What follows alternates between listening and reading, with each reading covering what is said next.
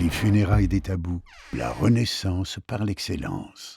Il y a aussi une chose qui est assez particulière dans la communauté, dans notre communauté africaine, c'est que lorsqu'on est un homme noir avec une femme blanche ou d'une autre race, on va plus s'inquiéter pour une raison toute simple, c'est que dans la plupart des cultures africaines, on part du principe que c'est la femme qui élève, qui éduque les enfants. Donc naturellement, il y a une crainte vis-à-vis de la communauté africaine de se dire que c'est des enfants qui sont perdus.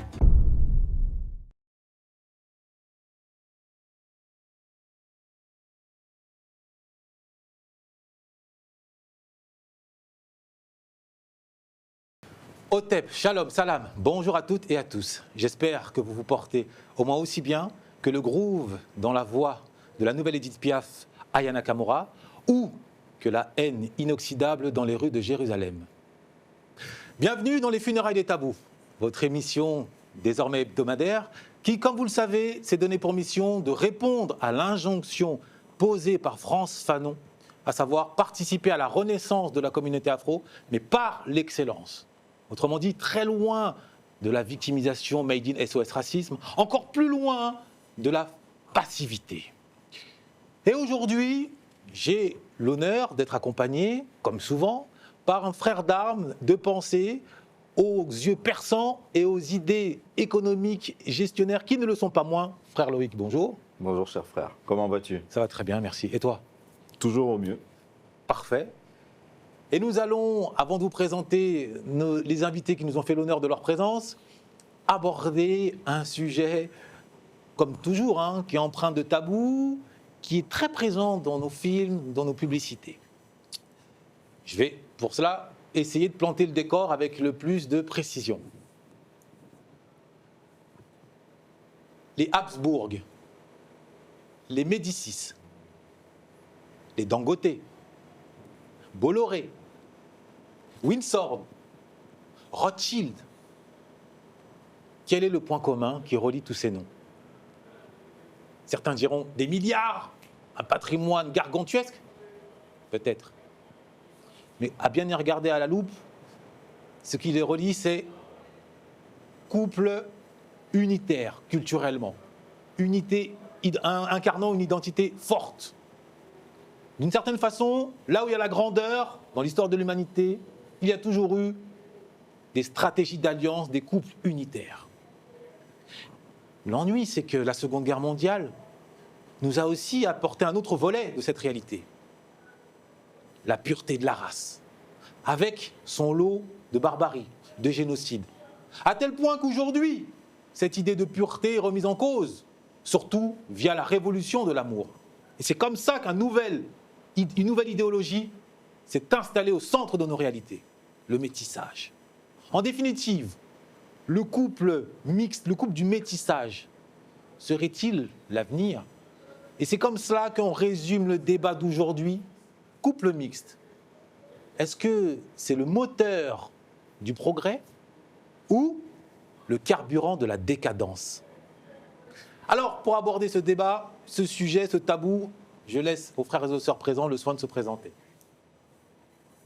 Honneur aux dames. Honneur aux dames. Honneur aux dames. Bonjour à tous, donc, je suis Johanna Morsillo. Comme tu as si bien abordé le thème du métissage, je suis issue d'un couple mixte. Ma mère est burkinabé, mon père est espagnol.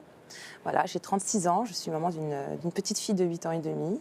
Et je travaille dans l'environnement, je suis inspecteur de l'environnement actuellement, dans le domaine de l'eau potable et l'assainissement. Très bien, je te remercie.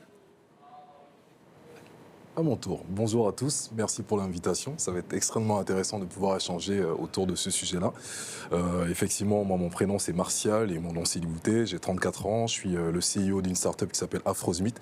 C'est une application de rencontre internationale qui vise principalement la diaspora afro et qui s'articule un petit peu autour de différentes fonctionnalités, notamment celles qu'on va retrouver un peu sur Tinder avec les swipes, le fait de revoir des personnes qu'on a croisées dans la rue ou encore de pouvoir poster des stories ou poster des lives.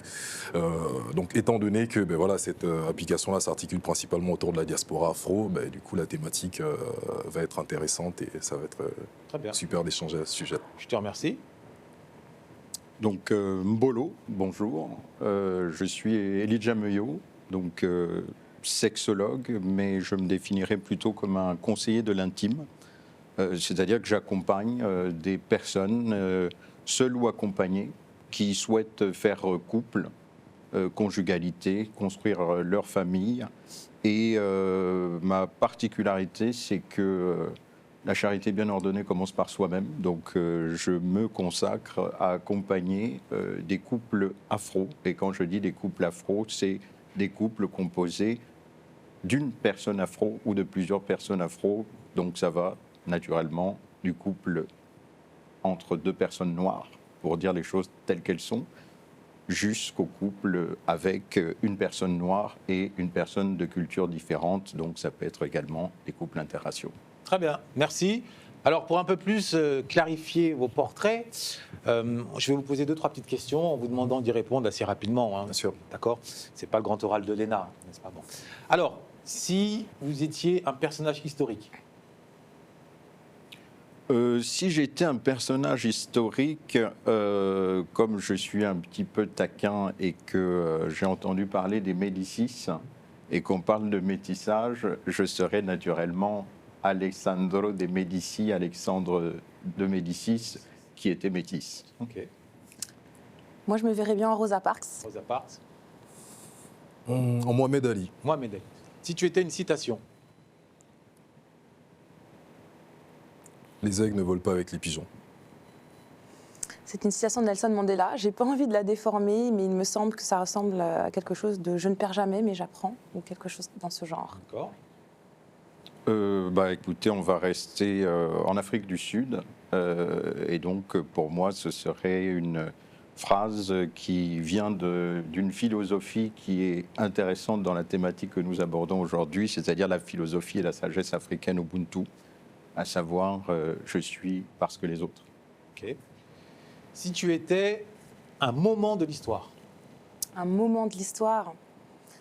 Je vais encore parler de Nelson Mandela parce que c'est quelqu'un qui me parle beaucoup. Le moment où il est sorti de prison et qu'il a fait un appel à se réunir tous ensemble. Voilà. Bien.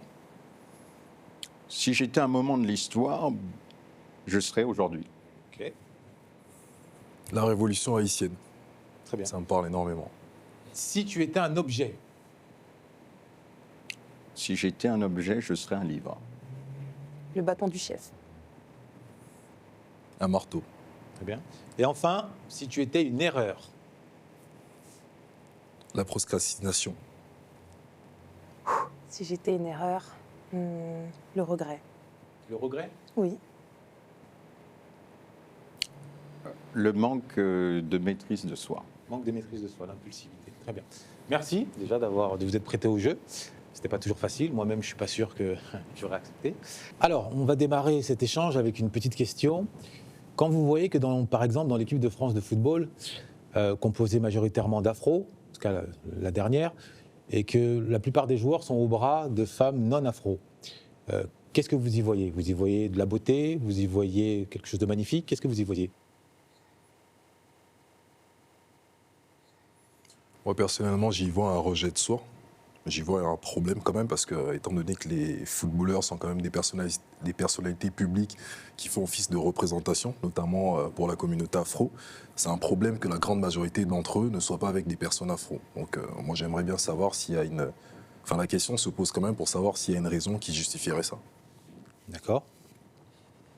Moi, personnellement, ça me laisse un peu dubitative, c'est vrai, hein, parce qu'on peut se poser la question pourquoi est-ce que, plus globalement, sans même parler que de l'équipe de France, mais pourquoi est-ce que l'homme noir, on va dire, quand il a réussi ou atteint un certain niveau, se retrouve subitement avec une femme blanche ou claire de peau. Après, est-ce que dans le cas de l'équipe de France, est-ce qu'il y a une vraie volonté derrière tout ça? Est-ce que ce sont des femmes qu'on leur présente? Est-ce qu'il y a une vraie directive qu'on leur donne de ne pas être avec une femme de leur communauté? Ou est-ce que c'est un choix personnel de leur part? Je n'en sais rien, mais oui, je le déplore. Je pense que ouais, c'est dommage. D'accord. Moi, j'y vois tout simplement deux choses. La première, c'est que ces personnes-là dont on parle sont des footballeurs. C'est-à-dire la plupart ont été arrachés c'est une image, mais la plupart ont été arrachés de leur famille à 12 ans pour être en centre de formation. Donc on a là des personnes qui ont été élevées par leur famille jusqu'à l'âge de 10-12 ans, et après, leur éducation a été complétée par des Occidentaux, par des Blancs, pour dire les choses telles qu'elles sont. Et donc moi je les vois un petit peu comme des personnes qui sont... on va dire victimes de leur éducation, puisque ce sont des enfants qui sont des purs produits de l'assimilation. Et la deuxième chose, c'est que on me pose souvent cette question, c'est-à-dire qu'est-ce qu'on pense de ces couples-là, à tel point que j'ai fini par appeler ça le syndrome du footballeur africain.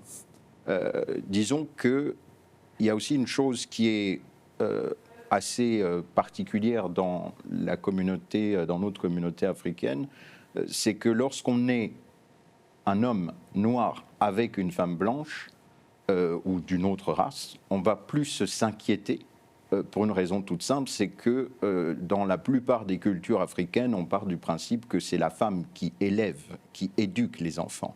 Donc naturellement, il y a une crainte vis-à-vis de la communauté africaine de se dire que c'est des enfants qui sont perdus.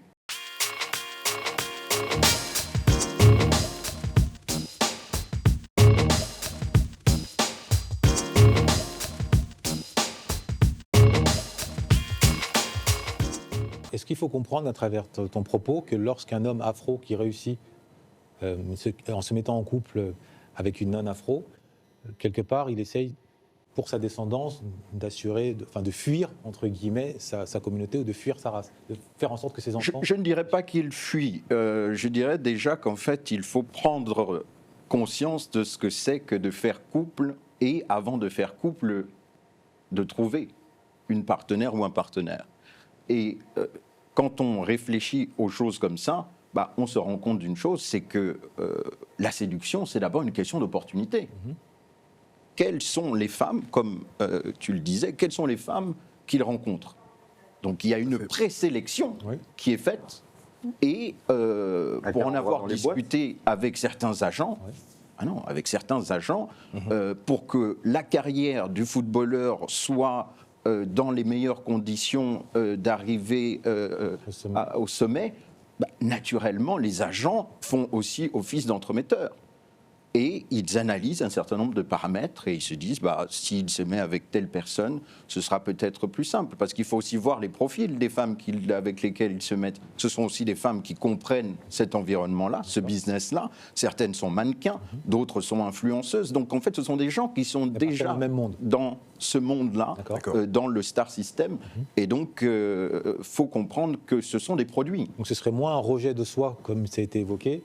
Ça peut l'être également. Je ne dis pas que ça ne l'est pas. Je dis que tout ce que nous pouvons observer sont des observations complémentaires. Des paramètres, quoi. Et qui permettent de comprendre sans forcément justifier ni tolérer. Ça, c'est un autre débat.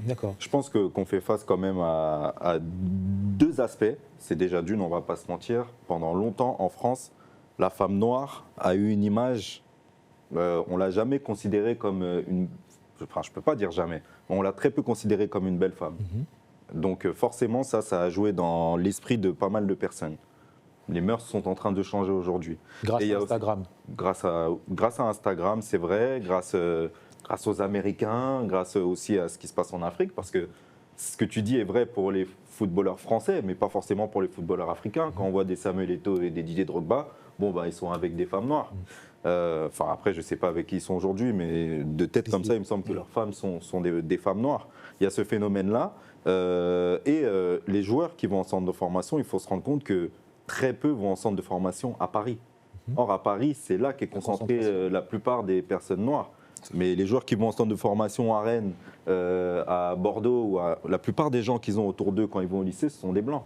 Et il y a énormément de personnes qui se mettent en couple à partir du lycée, etc. Parce qu'il y a plus de blancs autour d'eux aussi. Tout simplement. Donc c'est une réalité. C'est une réalité démographique. Et si je peux me permettre, lorsque tu parles de Samuel Eto'o ou de Didier Drogba, on est en train de parler de personnes qui sont très ancrés dans la communauté africaine également. Parce que, une fois de plus, c'est pour ça que je parlais de l'éducation de ces footballeurs-là. il ne faut pas oublier qu'il y en a certains qui n'ont d'Africains que le de la passeport ou l'origine de leurs parents. Tout à fait. C'est quoi être africain?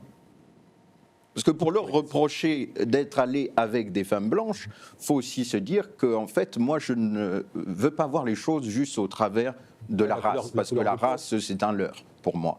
C'est la culture, La culture. Et justement, l'ethnie et la transmission de Je me cette permets de culture. rebondir sur ce paramètre de la culture. Quand on sait que la culture occidentale, la culture en particulier, la culture française, s'est bâtie au moins depuis 2 siècles sur l'idée de race et qui plus est sur un complexe de supériorité Tout à fait. qui s'impose sur l'autre dite race noire. Donc la question, et en l'occurrence je m'adresse à Johanna alias Lucinda ou l'inverse, toi qui incarnes aujourd'hui le fruit d'une union métisse, entre guillemets raciale, tu as grandi avec tes 2 parents? Oui. Ok. Est-ce qu'en interne, tu as vu une culture s'imposer sur une autre? Alors, dans mon cas précis, non, parce que je pense que mes parents avaient l'intelligence de laisser la place à la culture de l'autre et surtout, ils étaient tolérants de la culture de l'un de l'autre. Ma mère, donc comme je l'ai dit auparavant, mon père est espagnol, donc ma mère allait régulièrement en Espagne dans la famille de mon père et mon père venait régulièrement au Burkina dans la famille de ma mère. Et ils se sont tous les 2 très bien intégrés. Bien entendu, ils ont eu par moments Des couacs. des visions différentes. Quel point? Par exemple, ma mère envoyait très régulièrement, si ce n'est pour dire tous les mois, de Western l'argent Union. à la famille, voilà, Western Union, hein, merci, Oui. ou pas d'ailleurs. Et ton père? Mon père avait du mal à comprendre ça, il le voyait comme du vampirisme du côté de la famille. Raquette familiale. Voilà, Ok. c'est pas pour autant que ma mère a arrêté de le faire. D'accord. Il y avait aussi des choses du côté de mon père qui peut-être certainement ont dû inquiéter ou mécontenter ma mère, mais pourtant, Exemple? alors là vraiment du côté de mon père, j'ai pas d'exemple là tout de suite comme ça. Si, j'ai un exemple, mais après, ma mère étant africaine, elle a accepté. Ma grand-mère espagnole venait tous les ans, quasiment, nous voir pendant 2 mois. Oui. Mais sans demander l'avis, hein, elle venait. Voilà. D'accord. Elle venait voir son fils et elle était là le mois de juillet. Ou juillet. elle voulait surveiller sa belle-fille? Non, elle venait voir son fils, elle venait voir sa petite fille aussi, D'accord. quand même. Et ma mère l'a très bien accepté parce que ma mère étant africaine, elle a donc ce côté de la maman, de mon mari, qui est comme ma mère finalement. Donc ça passait. D'accord. Mais voilà, ça aurait pu ne pas lui plaire, elle aurait pu ne pas apprécier. Mais voilà, je pense que mes parents, dans mon cas, Oui. ont eu cette intelligence, ont eu cette bonne intelligence de vivre ensemble. Donc il n'y a pas eu de choc de culture? Il y a eu sur certains points peut-être, mais Lesquels? Au moins un? peut-être par moment la cuisine, peut-être. Mon père, il apprécie peut-être pas toujours tous les plats africains. Comme je l'ai dit, surtout le côté argent. Ouais, le fait d'envoyer souvent de l'argent, ça, c'était quelque chose que mon père disait souvent à ma mère. Il lui disait, voilà, de toute façon, tu pourras toujours envoyer, ça ne sera jamais suffisant. On y va, parce que j'ai eu la chance aussi du côté de mon père comme de ma mère d'aller dans les deux pays. Donc on y va. Et mon père, quand il y allait avec nous, il disait, tu vois, on a envoyé quand même de l'argent et on est venu les trouver quand même au même endroit, dans les mêmes conditions. Donc tout cela ne sert à rien au final. Et est-ce que tu as perçu justement ce que parfois on peut reprocher à certains justement Français débarquant sur le continent, ou même d'ici, hein, une forme de paternalisme, cette condescendance que l'on peut prêter, qui se manifeste à travers des propos, un regard, parfois même une aide, mais une aide méprisante? Alors mon père, non. Mais oui, je l'ai déjà vu, bien sûr, en se disant que comme je viens d'Europe, je sais forcément ce qu'il y a de mieux pour vous. Donc, sous un air bienveillant et de dire que voilà, je viens pour vous aider. Oui, c'est-à-dire que comme je viens d'un endroit où les choses sont plus structurées, je sais ce qu'il y a de mieux pour vous et je vais vous le démontrer par A plus B, je vais vous faire un CQFD, voilà. Oui, il y a eu j'ai vu ça, enfin, notamment dans le cadre de mon travail, hein, parce que comme je l'ai dit auparavant, je travaille dans le domaine de l'eau potable et de l'assainissement. Donc, lors de certains de mes voyages, j'ai pu voir une certaine condescendance, un certain paternalisme qu'on avait vis-à-vis des populations. Et en tant que métisse, est-ce qu'il t'est arrivé, parce qu'à l'adolescence notamment, c'est le tourbillon de la remise en question identitaire, de regretter d'appartenir à l'un ou l'autre, l'une et l'autre des communautés? Je pense, alors regretter c'est fort, mais je pense que comme beaucoup de métis, et je ne vais pas parler au nom de tous les métis, hein, je vais parler déjà pour ma paroisse, mais je suis passée par le questionnement de l'appartenance. Je me suis posé des questions sur moi. Parce que j'ai déjà eu plusieurs fois hein, des réflexions racistes des deux côtés. Des deux côtés? Oui, des deux côtés. J'avais un petit camarade notamment qui m'a marqué et c'est grâce à lui que ce questionnement a commencé à cheminer dans ma tête. Quand j'étais enfant, donc il y avait un petit garçon qui s'appelait Raphaël. C'est pour dire, je regarde encore. Raphaël, si tu peux nous voir. Voilà, je me souviens encore de son prénom. Qui m'insultait régulièrement dans la cour d'école. Il me disait, voilà, ta mère, c'est une sale négresse, retourne dans tes arbres, mange tes bananes, sale enfant de singe et tout ça. Et j'avoue que à partir de ce moment, je devais peut-être avoir 7-8 ans. Okay. Avant cela, je ne m'étais pas posé la question, enfin, ce n'était pas venu dans mon esprit que voilà, je suis née, que j'ai un parent noir et un parent blanc. Ce n'était pas des questions qui me traversaient l'esprit, je n'étais pas en proie à ce genre de questionnement. Et quand les insultes racistes ont commencé à arriver, là j'ai dit, ah oui, c'est vrai, ma mère est noire, mon père est blanc. Et là je me suis dit, et c'est vrai que j'ai eu cette réflexion très tôt, je me suis dit, mais quitte à être... Tu n'es pas que noire, ta mère est noire et méprisée ou est infériorisée. Exactement, d'autant plus que ma mère était femme de ménage et mon père manutentionnaire, donc je viens vraiment d'un milieu modeste. Et du coup, c'était quelque chose qui m'a marquée et ça m'a fait mal à l'époque, bien qu'étant petite, ça m'a fait mal. Et je me rappelle avoir dit à ma mère, quitte à me faire insulter pour une couleur de peau ou une culture, je veux la connaître. Et c'est là où j'ai dit à ma mère, je veux aller en Afrique et rencontrer la famille. Parce que jusqu'à présent, jusqu'à ce moment-là, je n'y étais pas encore allée. Donc voilà.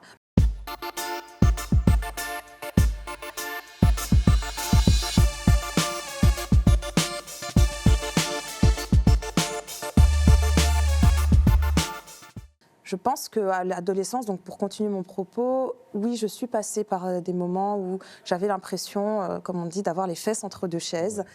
Et est-ce que tu as dû, à un moment ou à un autre, abandonner une partie de ta double culture? Non, je ne l'ai jamais fait parce que j'y tiens. J'aime ma culture burkinabé, je la chéris plus que tout. J'aime aussi ma culture espagnole. J'ai la chance de parler les deux langues, d'aller dans les deux pays parce que mes parents... Pour toi, c'est un enrichissement? Pour moi, c'est un enrichissement. Il n'a pas toujours été ainsi. Hein. Il y a eu des moments où je me suis posé la question parce que, comme je l'ai dit, aller en Espagne, il y avait des moments où j'avais des réflexions. J'avais aussi des réflexions, et j'en ai encore, hein, des fois quand je pars en Afrique. Surtout qu'en Afrique, la femme métisse est très stéréotypée. Mais je vais refermer la parenthèse. Ah non, c'est-à-dire, rapidement, très stéréotypée, femme vénale, femme facile, femme matérialiste, qui est faite que pour aller avec des hommes et aussi femme très prisée, qui ont de l'argent, voilà, qu'on met sur un piédestal, qui pour moi n'est pas du tout justifié. Donc en fait, on vous enferme dans une case quand vous êtes en Afrique. Et j'ai eu beaucoup de réflexions très blessantes. Très blessantes, d'accord. Très blessantes. Quand même, tu as vécu le métissage comme une richesse. Et justement, en tant que métisse, donc, est-ce que tu as constaté que tu es plus souvent victime de rejet et de discrimination que quelqu'un qui est noir ou quelqu'un qui est blanc? Puisque tu vas en Afrique, tu en es victime, tu vas en Espagne, tu en es victime, en France, tu en as été victime. Au final, tu es plus victime de discrimination et d'attaques raciales qu'un noir ou un blanc. Alors, j'aurais pas la prétention de dire quand même que les métis sont plus victimes que les noirs de racisme, mais c'est vrai que... C'est une excellente question. En tant que... Oui, bien sûr, mais c'est vrai qu'en tant que métisse, et je suis pas là pour faire mon Calimero, mais c'est vrai que j'ai reçu, pour ma part, des réflexions des deux côtés. Mais il y a eu un moment donné où j'ai fait fi de tout ça, et je me suis dit que c'était plutôt un enrichissement, que j'étais chez moi quand j'étais en Afrique, que j'étais chez moi aussi quand j'étais en Espagne, et aujourd'hui je suis très contente et je le vois comme ça, plutôt que l'inverse. Je te pose pas la question pour rien, hein, t'inquiète. Bien sûr. Et toi qui gère une application qui promeut le Black Love. Tout à fait. Quand tu entends ce discours, métissage égale enrichissement. Tout à fait. C'est très intéressant. Bon, je viens d'une famille très très métissée aussi, même si ça se voit pas forcément. Mais voilà, mon père adoptif est blanc, donc j'ai des petites sœurs métisses et j'ai grandi un petit peu dans cet environnement-là. Donc je comprends tout à fait. Je vais rebondir sur un point qui est assez intéressant que tu as évoqué là, notamment celui de la condescendance que peuvent avoir certaines personnes en guillemets blanches occidentales, en allant notamment sur des applications de rencontres, en se disant que parce que je suis blanc, on est encore un petit peu comme à l'époque dans des champs où le fait que moi je sois une personne blanche, les femmes dessus vont toutes m'acclamer et j'ai pas besoin de faire le moindre effort, quand bien même je vais sur une application qui est principalement orientée vers une communauté afro. Ça on le voit beaucoup, ça je l'ai beaucoup observé et c'est quand même assez problématique parce qu'il y a énormément de personnes. En fait j'ai l'impression qu'il y a un complexe un peu des deux côtés, c'est-à-dire qu'il y a des personnes afro qui ont tendance à se sous-estimer un petit peu, à se sous-évaluer et il y a un complexe un petit peu de supériorité de la part de certaines personnes L'un occidentales. alimente l'autre, qui alimente l'un. Voilà, qui tout à alimente fait, l'autre. tout à fait. Ça, c'est quelque chose que j'ai pu observer. Et malheureusement, c'est quelque chose qui est véhiculé par beaucoup d'apps. Mais toi, j'ai pas tout compris. Ouais. Toi, personnellement, Mhm. tu tiens une application Ouais. dédiée au Black Love. Dédié au Black Love, tout à fait. Et dedans, des gens non afro peuvent quand même. Tout à fait, Ok, tout à fait. Parce très que bien. moi, derrière, je réponds à une problématique, entre D'accord. guillemets, bien spécifique. Et en réponse à cette problématique-là, tu peux avoir des personnes non afro qui vont quand même créer un compte. Et quelle est cette problématique? L'idée, c'est de rencontrer des personnes qui sont afrodescendantes. Ok. Donc voilà, donc moi je suis afro, je vais vouloir rencontrer des personnes afrodescendantes parce que j'ai des affinités culturelles et autres avec la communauté afro, que ce soit Afrique de l'Ouest, Afrique centrale ou autre. Et il peut y avoir une personne asiatique, par exemple, qui est restée en Afrique pendant une longue période et qui souhaite tout simplement parce que cette personne-là a vécu au Sénégal pendant 10 ans, elle est habituée à la culture sénégalaise, donc pour elle c'est tout à fait logique D'accord. et naturel de se mettre avec une personne sénégalaise. Ok. Donc il y a ça aussi. Et donc Quelqu'un voilà. qui ne connaît pas et qui, Tout à par fait. curiosité, veut découvrir une Un peu culture. d'exotisme. Le problème, c'est que, voilà, ce qui est un peu embêtant, c'est que c'est pas le côté curiosité, c'est le côté un peu exotisme Oui. qu'on peut retrouver sur certaines applications interraciales, cupides, etc., D'accord. qui vont prôner vraiment le côté métissage, mais c'est pas le côté métissage au sens de l'amour, de la recherche d'un partenaire, c'est vraiment le métissage un petit peu du côté un peu exotisme, Ouais. comme si c'est un espèce de magasin de bonbons. Tu as déjà entendu, parce qu'on l'entend souvent, la phrase, et je m'adresse à tout le monde, mais là en l'occurrence à toi, selon laquelle les bébés métis seraient les plus beaux. Oui, souvent. D'accord. Je l'ai souvent entendu ça et c'est quelque chose qui me gêne énormément. Et c'est assez curieux parce que je pense que ça doit dépendre un peu des pays d'Afrique parce qu'on évoquait l'Afrique tout à l'heure, mais pour des personnes gabonaises par exemple, chez nous, il y a des personnes françaises qui sont nées là-bas sur place, donc on a toujours entre guillemets vu des personnes blanches et occidentales. D'accord. Donc c'est pas quelque chose d'exceptionnel de se promener à Libreville et d'être blanc. On va pas plus vous regarder parce que vous êtes blanche ou métisse à Libreville. Et ça m'est arrivé par exemple en me promenant dans le 18e, en voulant là acheter des produits pour mes cheveux, de croiser une dame, je ne sais pas de quel pays elle venait. En parlant avec une autre dame, en disant sa fille s'est perdue dans les rues. Elle disait non mais c'est pas grave, on va la trouver, c'est une blanche. Enfin voilà, ces expressions là un petit peu qui ont tendance à vraiment surévaluer une enfant métisse comme si c'était vraiment l'enfant du soleil. Enfin voilà, il y a ce côté là un peu dans la communauté qui L'enfant peut être Rihanna, l'enfant exactement, Beyoncé, ok. l'enfant Beyoncé, ouais, tout à fait. Comme vous le savez, Vox Populi, Vox Dei, la parole de Dieu se trouve aussi dans celle du peuple. Et en l'occurrence, il est important de prêter l'oreille à ce que dit la rue.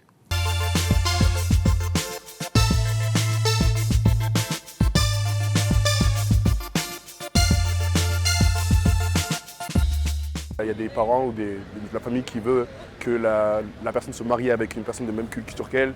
Et du coup, quand cette personne veut se marier avec quelqu'un d'autre, ça ne passe pas souvent. Et du coup, la belle famille n'accepte pas toujours la mariée ou le marié. Ça peut embêter. Ou il peut l'accepter avec quelques contraintes qui ne correspondent pas à l'autre belle famille. Du coup, ça peut être encore plus galère. Je suis content quand je vois de la mixité. Je me dis c'est bien, il y a un côté, on est tous unis, on est tous ensemble. Chaque être humain est différent, mais c'est notre différence qui fait notre beauté. Et... On va dire que même en tant que chabine, donc métisse en gros, ça peut quand même être assez conflictuel, même issu de deux parents noirs, qui n'ont pas forcément la même ethnie, la même culture, mais dans un sens énormément de désaccords.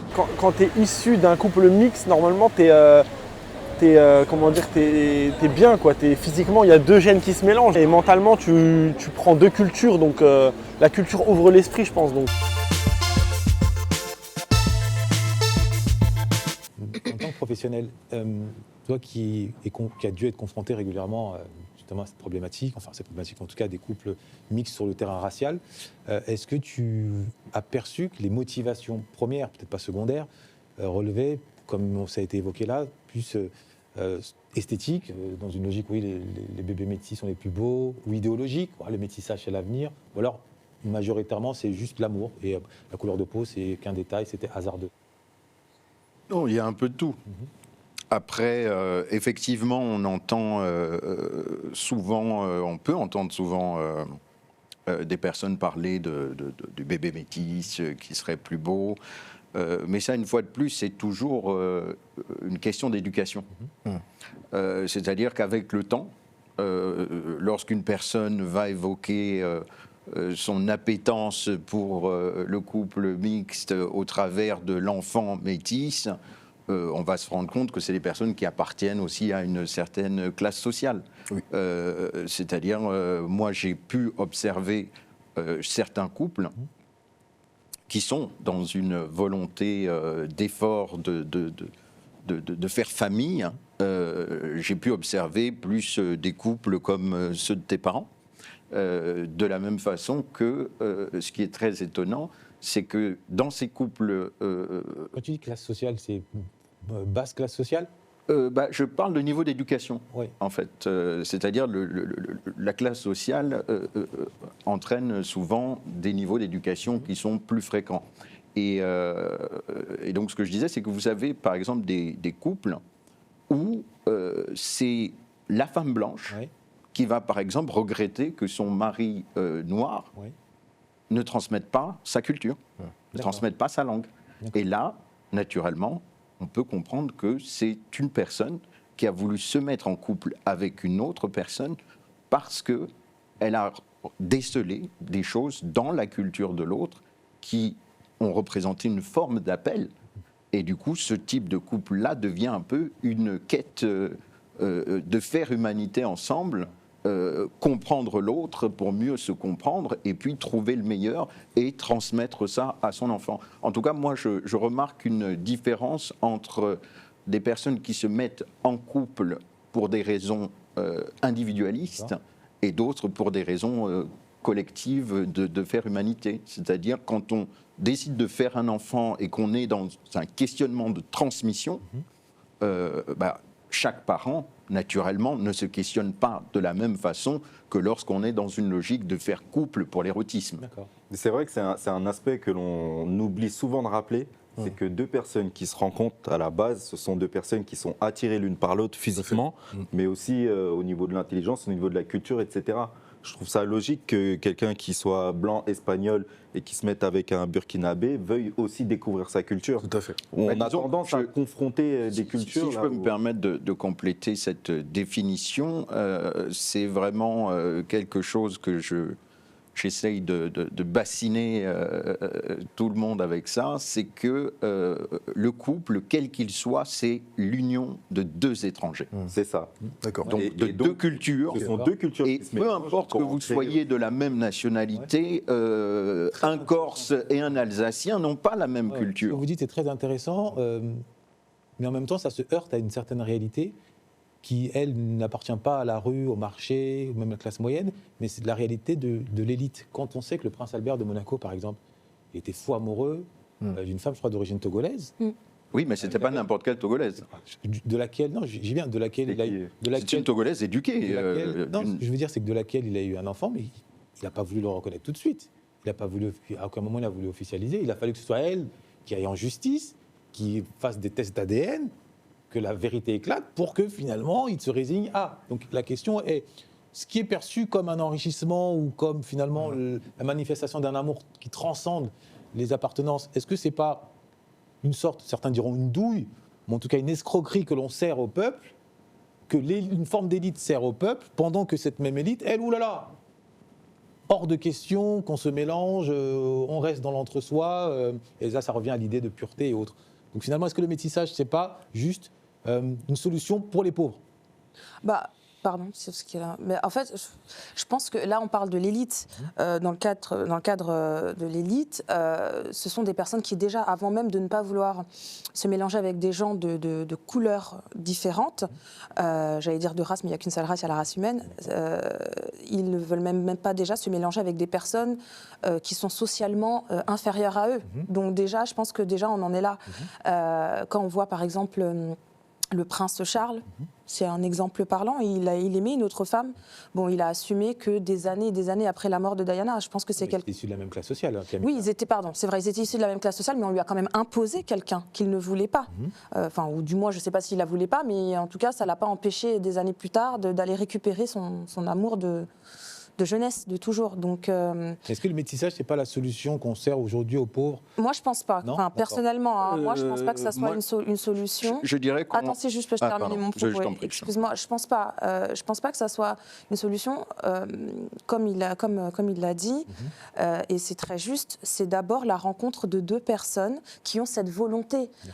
Moi, en tant que métisse, ça m'horripile d'entendre des personnes qui disent « Oh, j'adore les enfants métis, j'en veux absolument ». C'est-à-dire que vous avez l'impression, parce que moi, sincèrement, j'ai l'impression qu'on est dans un phénomène de mode. Ouais. Et qu'aujourd'hui, c'est in, hein, c'est hype, c'est sympa d'être avec quelqu'un d'une couleur différente, surtout entre blanc et noir, sans tenir compte que si tu te mets en couple avec une personne d'origine africaine, par exemple, il y a toute sa culture qu'il faudra prendre en compte, avec les bons côtés comme les mauvais côtés.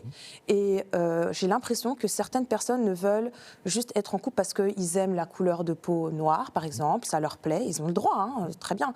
Mais il faut prendre en compte tout ce qui va avec et les souffrances qui vont en découler pour les enfants derrière si on ne fait pas les choses. Voilà, vous ne pouvez pas être en couple avec quelqu'un et dire « Ah oui, mais non, mais oui, je suis en couple avec un Malien ou un Sénégalais, mais je ne veux pas que mes enfants aient là-bas, hein, parce que je trouve que c'est pas... voilà, j'ai dans mon entourage des amis, pour un peu étayer mon propos, alors après, j'ai peut-être choqué, hein, tant pis, qui sont en couple avec des personnes qui les ont menacés de ne pas faire circoncire leurs enfants, par exemple. Vous avez des garçons. D'accord. Parce que chez eux, c'est considéré comme de la mutilation. Mutilation, d'accord. Vous imaginez bien derrière les histoires que ça a fait, Forcément. quand on sait à quel point la circoncision est importante chez nous, quand même. Et qui pourtant savaient très bien qu'elles sont en couple avec des hommes qui sont circoncis. Vous voyez, enfin, voilà. Donc c'est ça, il faut, quand on se met en couple avec quelqu'un, que ce soit un Africain ou quelqu'un d'ailleurs, il y a tout l'aspect culturel, familial qu'il faut prendre en compte. Il faut être prêt. C'est pas un phénomène de mode. C'est pas juste j'aime cette couleur ou j'aime cette culture donc j'y vais. C'est je prends tout en compte. Je prends le full package et il faut vraiment se questionner si on est prêt ou pas. D'accord. Et est-ce que vous observez donc via le mouvement médiatique, dans les séries, dans les films, dans les publicités, une sorte de rouleau compresseur made in Benetton? Alors moi je rebondis juste, je complète un petit peu ce que tu as dit là qui est très juste et qui est très très intéressant.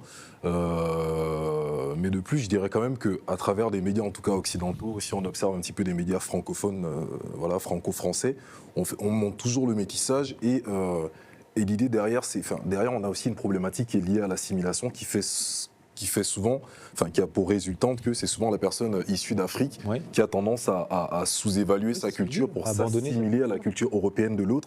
Et donc tout ce que tu évoques là qui est très très juste, qui fait que effectivement il faut le full package, sauf que des fois le full package on l'oublie pour aller justement épouser le package de l'autre et que derrière il y a énormément de personnes qui vont pas avoir la même démarche que toi, qui sont des personnes métisses, qui vont jamais aller voir l'Afrique et qui vont complètement effacer cette culture-là, pas parce qu'ils le veulent, mais parce que derrière, c'est souvent soit le papa qui est blanc ou la maman qui est blanche qui fait que derrière, la culture africaine, on l'oublie pour privilégier que la culture occidentale, française, belge, enfin ce que tu veux. Quoi, tu vois. Et ça, c'est vrai chez tous les couples.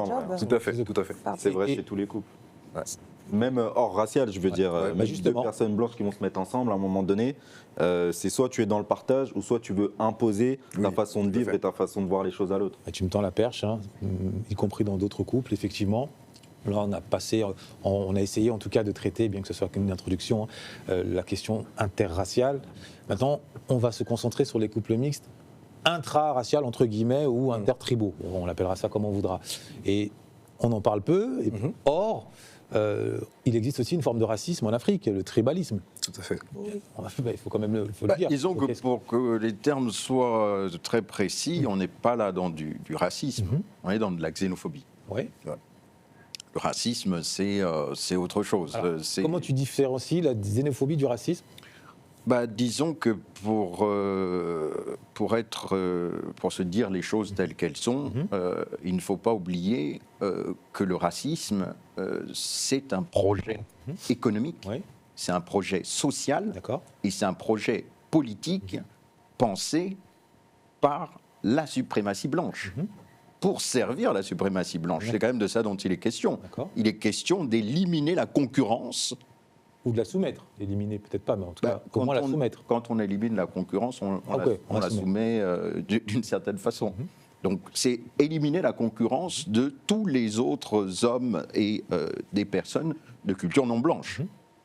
Alors pourquoi je fais le lien entre racisme et tribalisme, c'est que par exemple moi, je ne vais pas me cacher derrière mon petit doigt, tant que Bamileke, je peux vous assurer que nous, en tout cas certains de nos anciens, ils cultivent une forme de racisme, c'est réel. Je ne vais pas mentir. Hein, discrimination, racisme. Non, discrimination. Moi, je vous dis, en tant que Bamileke, je l'assume, je le dis, je l'ai déjà dit.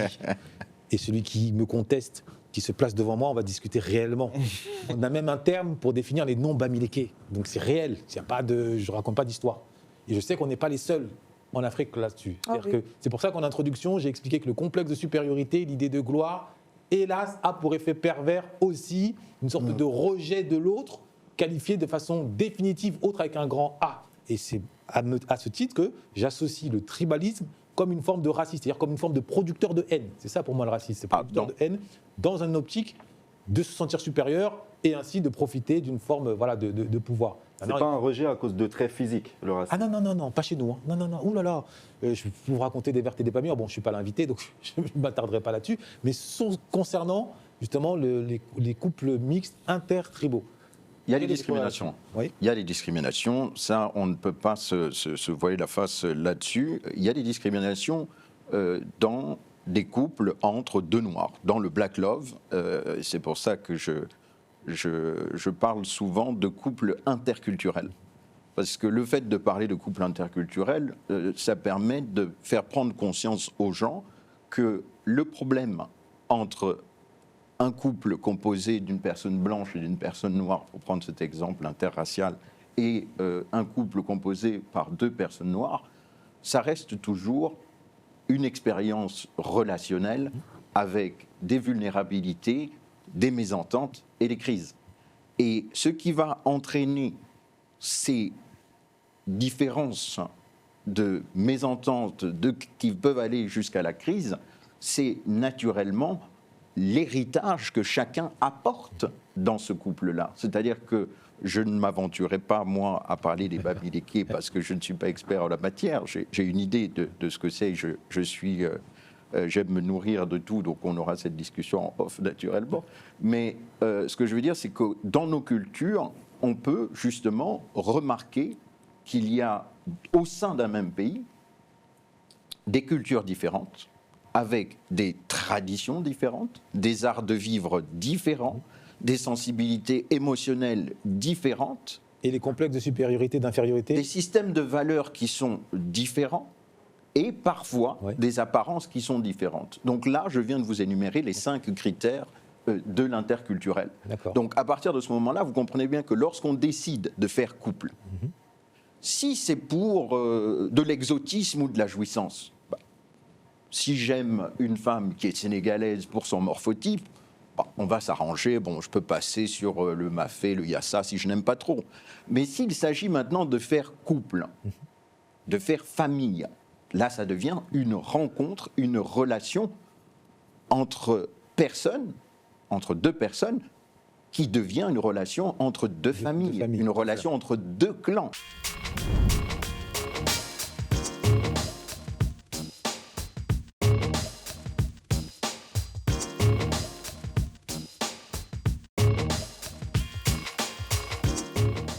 Donc une relation entre deux institutions. Oui.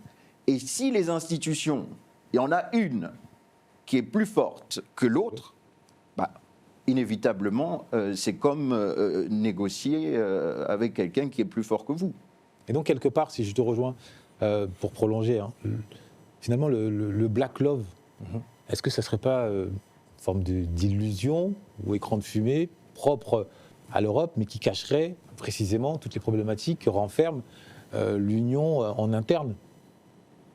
Qu'il y a derrière le Black Love, c'est un côté, tu parlais de hype tout à l'heure, Black Love en guise de réaction au métissage racial, mais ça occulte toutes les autres problématiques que rencontrent en interne les rapports intertribaux.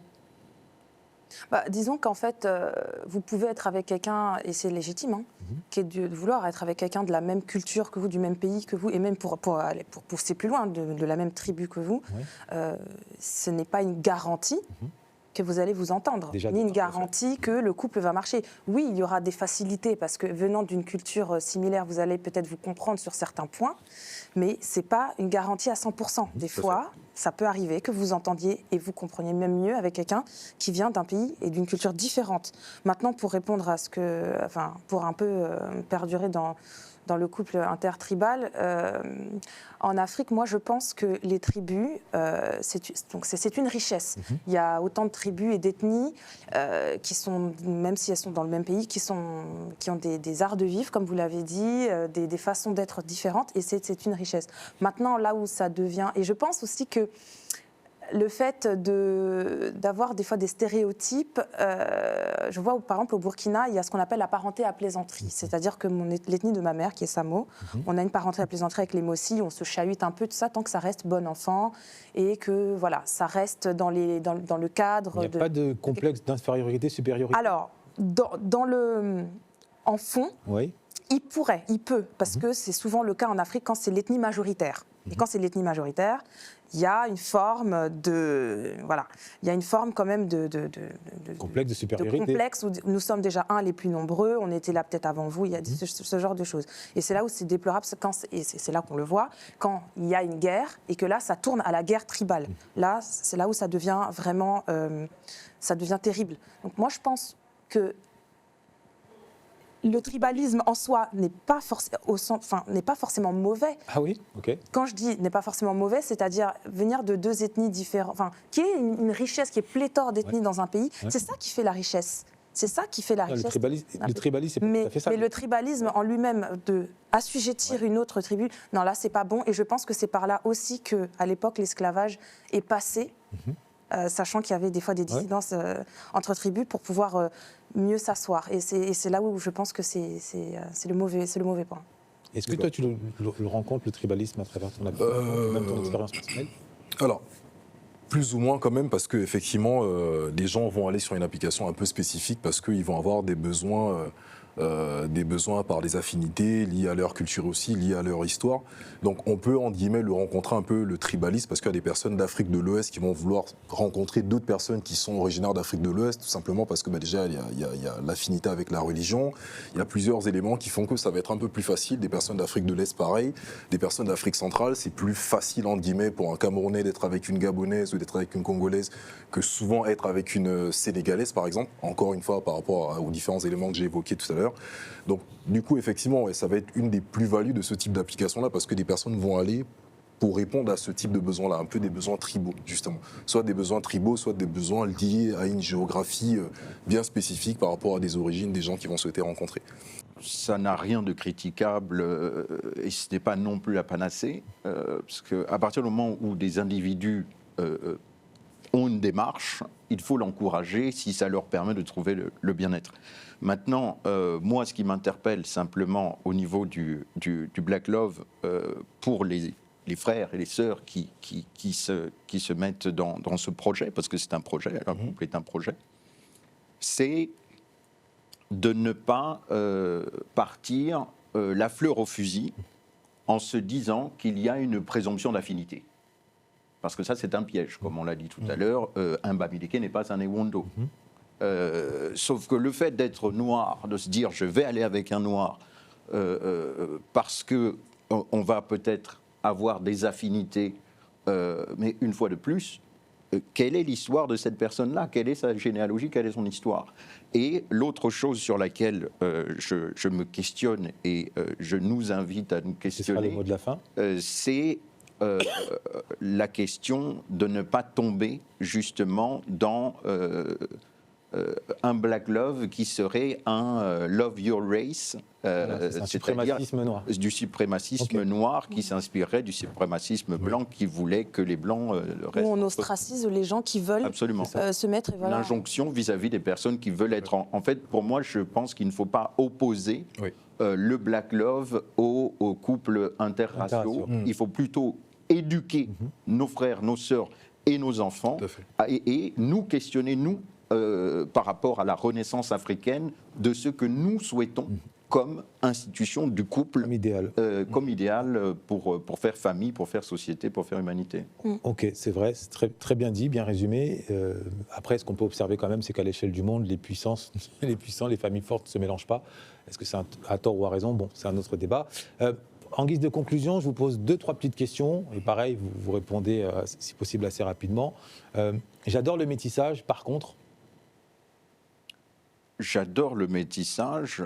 Par contre, il faut rester vigilant car nous sommes tous différents et tous égaux et nous devons entretenir cela. J'adore le métissage, mais ce n'est pas la panacée ni une fin en soi. J'adore le métissage, mais il ne faut pas s'oublier soi-même.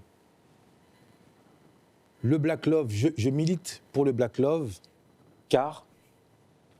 Je milite pour le Black Love car ça peut être une issue pour se reconstruire en tant que peuple africain, sans oublier d'accepter la tolérance de tous et de ne pas juger nos frères qui ne s'engagent pas dans ce projet.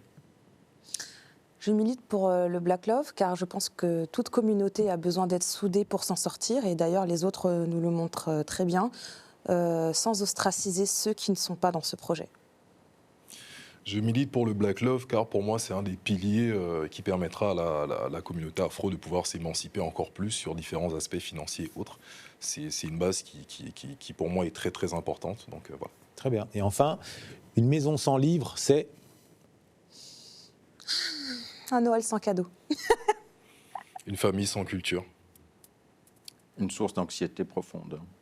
Très bien. Et la dernière question. Qui est-ce que vous aimeriez voir sur le plateau des funérailles des Tabous?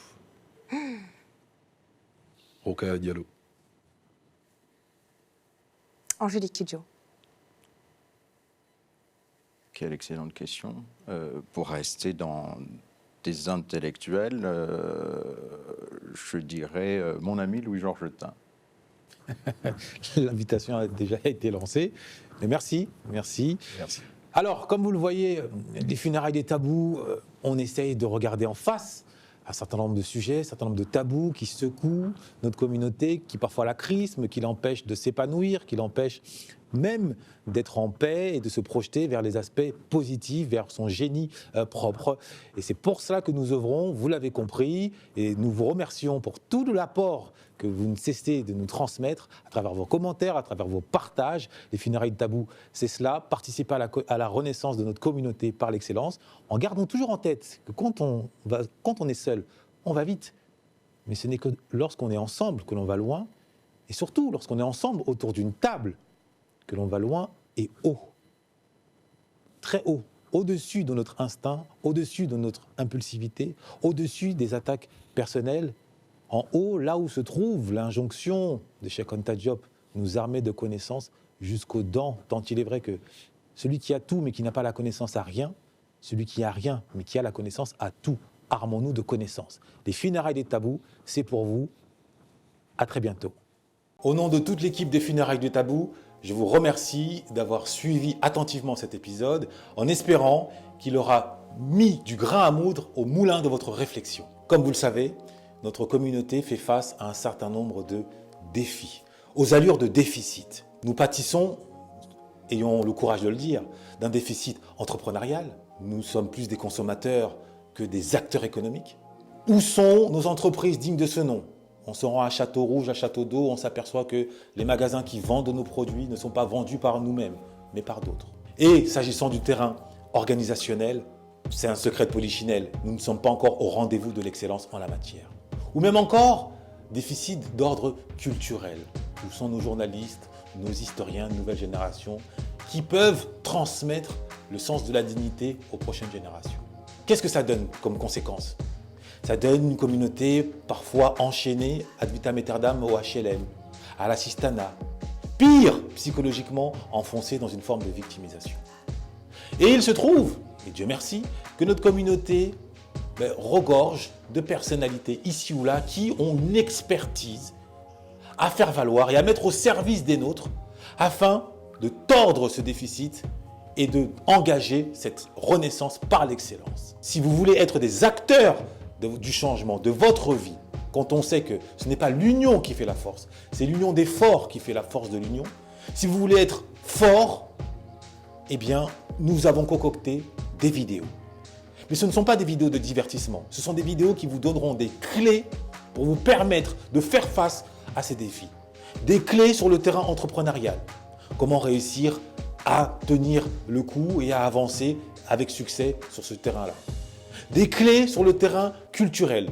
Comment réussir à maîtriser votre logos, à bien vous exprimer, à mettre en avant sur des terrains intellectuels. Des clés d'ordre organisationnel. Comment parvenir à être structuré efficacement et à répondre aux défis que cela impose. Eh bien, c'est simple. Il vous suffit de cliquer dans la barre de description où vous y attendent des vidéos 100% gratuites. Mais gardez bien en tête que gratuité ne rime pas avec médiocrité. Bien au contraire. Mais la vraie question que vous devez vous poser, c'est êtes-vous prêt à devenir les acteurs de votre destin et non plus simplement les spectateurs? Je vous laisse la réponse.